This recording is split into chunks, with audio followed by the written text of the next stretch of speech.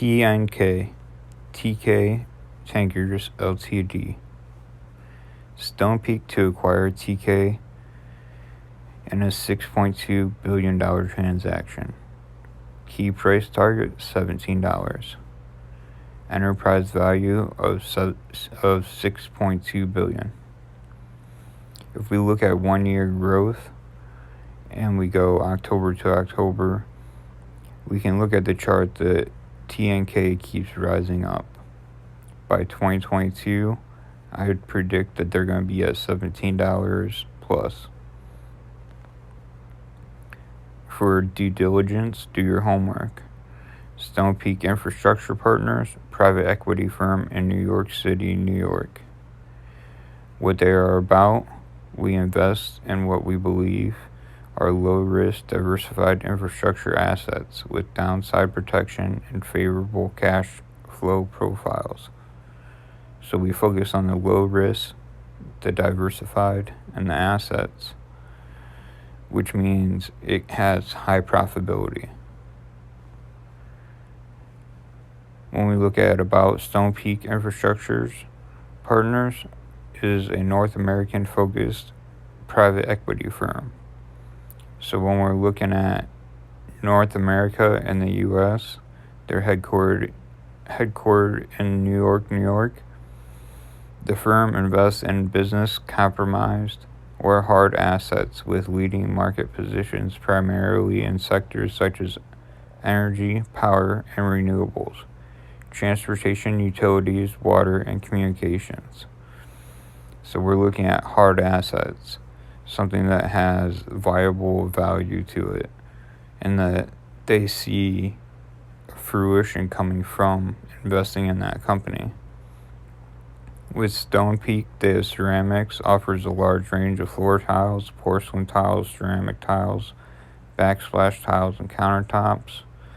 Factor in the Great Reset. With leading market positions primarily in sectors such as energy, power, and renewable transportation, utilities, water, and communication, it goes on the Great Reset, looking at climate change going forward.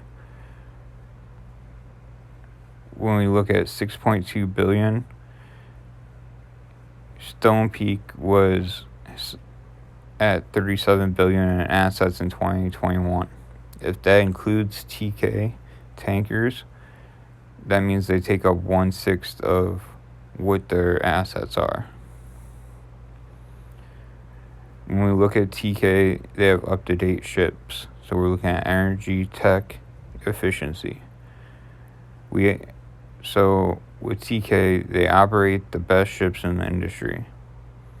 It's one of the largest operators in mid-sized tankers, including the Suezmax, Aframax, and long-range 2 LR2 vessels. So they have a diversified fleet of vessels and ships to be able to maneuver in and get around many different places. When we look at time and investment, TK has developed from a regional shipping company into one of the world's largest marine energy transportation, storage, and production companies. It's that new era, that transformation. The road ahead, when we look at resetting, we already see it in oil prices. This shows a chart from 2009 to 2021. The oil prices went through. So when we look per barrel and we look back to 2019, then we look at the pandemic happened, we slowed down traffic, people were staying home, and we saw the price per barrel drop. In 2021, the movement's happening, vaccine rollouts came, more travel is starting to appear again, and the price per barrel is going up. So if we look at 2022 and we go back to 2010, we can see from 2009 moving up, price per barrel went up. If it does the same thing where we reset in 2019, and we continue to move forward, this year we're already seeing the price per barrel towards that $79 to $80 mark. I would say that it's going to hold there and continue to grow through 2022, which would put 2023 and 2024 as key years where oil per barrel might be at some of the higher levels it's ever been at. Then in 2025, it could hold at those levels and continue to increase, or we might start seeing a decrease in alternative fuels, and then it'll start to lower itself back out again. 1 barrel is equal to 42 gallons. The current price of crude oil, October 5th, 2021, was 78.93. So we're close to that 2010 level right now. As of 10/15/21, it went above 80. 2021 now, and then we look at 2041 to 2051, where alternative fuels will take a big market industry and change the dynamic of how we live. There are 1.65 trillion barrels of proven oil reserves in the world as of 2016. The world has proven reserves equivalent to 46.6 times its annual consumption levels. This means it has about 47 years of oil left at current consumption levels and excluding unproven reserves, which means by 2061 to 2071, oil reserves will be extremely low. When we look at global leaders in transition, the oil industry was already struggling before the pandemic struck, with a weakened global economy, decreasing demand for energy, and producers flooding the market with cheap fuel. As the pandemic gripped the U.S. economy and demand for fuel plummeted, Exxon announced in March that it would cut expenses by 30%, and this was in October of 2020, and now we're in 2021, 1 year later. So we're in that next era, in that next phase. The pandemic slowed travel. Now we can see where we used 500,000 barrels a day, and when we look at 2020 and we look at how the pandemic affected things, we were trying to take and decrease what our barrels a day were, and we're moving it down in the northern hemisphere to 400,000 barrels a day. By reducing consumption, we start to play on the demand versus supply aspect. Americans rely on oil. When it comes to oil consumption by country, the United States is number 1, with China number 2. China is already going through and doing rolling blackouts and starting to conserve power to get through the winter and refocusing their power grids. The U.S. is doing the same thing. Costs increase. So when we look at the use of oil, we have to fix our highways, rebuild bridges, upgrade ports, airports, and transit systems. It's that demand versus supply. If we take the oil from the average person, now we can use that oil to build, because we have to run equipment, we have to run machinery, we're still going to use the oil consumption that we were, but we need to reallocate where we're using the oil consumption at. Will the plan work?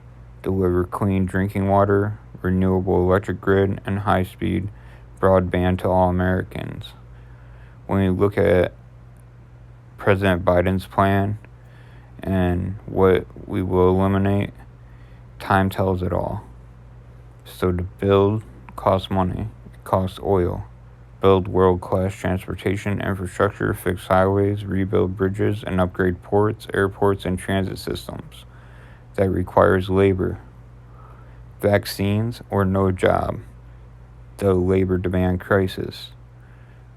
When we look at repairing American roads and bridges, 173,000 total miles of our highways and major roads are in poor condition, as well as 45,000 bridges. So if we don't fix the bridges, we could see many bridges being shut down and more delays being caused in the future. Delays caused by traffic congestion alone cost over $160 billion per year, and motorists are forced to pay $1,000 every year in wasted time and fuel. Now we're suffering under lower wages and higher oil prices. Eliminate oil vehicles. If we invest in reliable passenger and freight rail service, the nation's rail network has the potential to offer safe, reliable, efficient, and climate-friendly alternatives for moving people and freight. However, unlike highways and transit, rail lacks a multi-year funding system to address deferred maintenance, which creates new issues. When we look at chip shortages and limitations, we create good jobs electrifying vehicles. U.S. market share of plug-in vehicles, EV sales, is 1/3 the size of China. We need oil to make the EV work and to increase the grid to handle what we need for EV. So we're dealing with a slew of problems across from the grid, oil, transportation.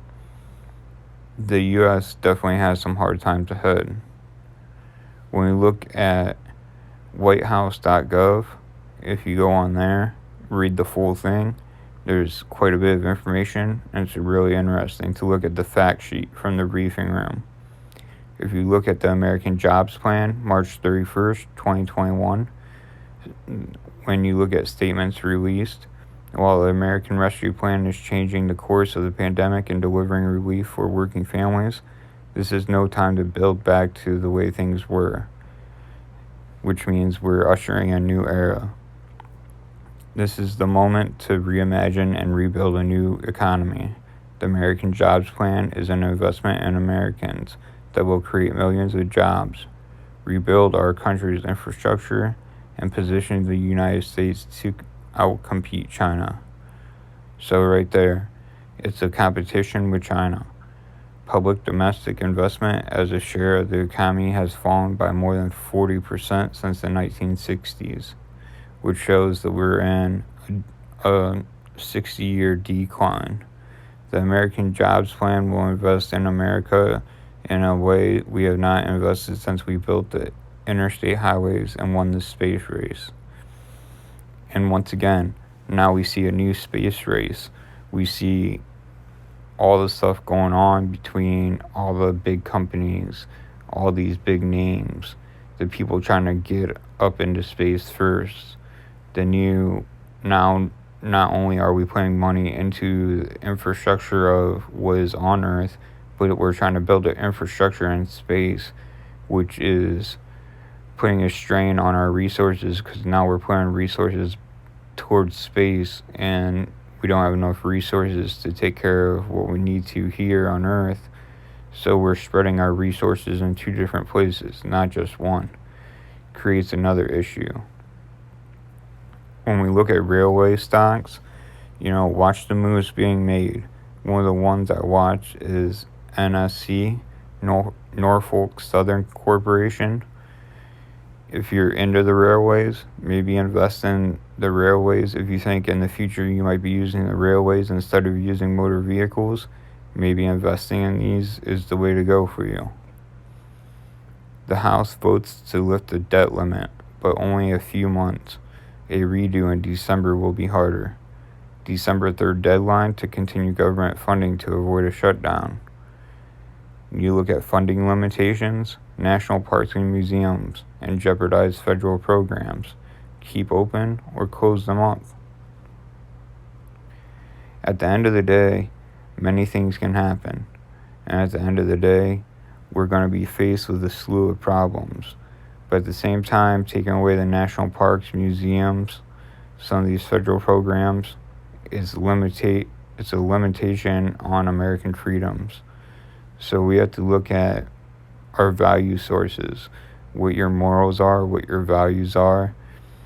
Now is the time to place yourself in a position so that way you're prepared for the oil consumption and know what you're going to go through.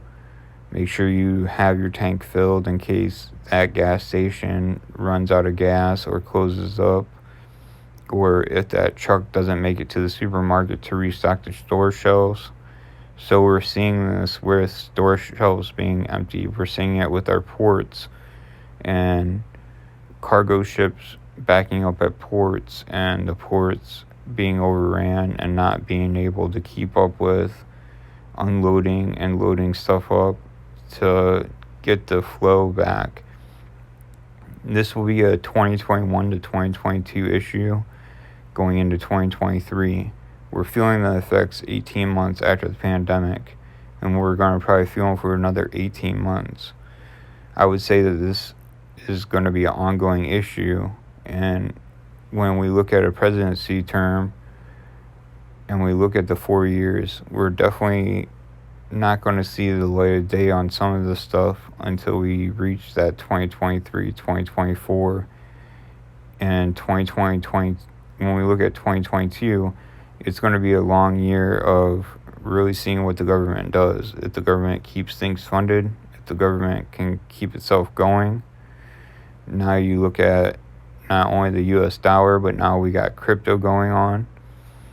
There's many changes going on. Remember, I'm not a stock advisor. I'm not financial analysis. I'm just here to pay it forward as a blue-collar worker, put out information.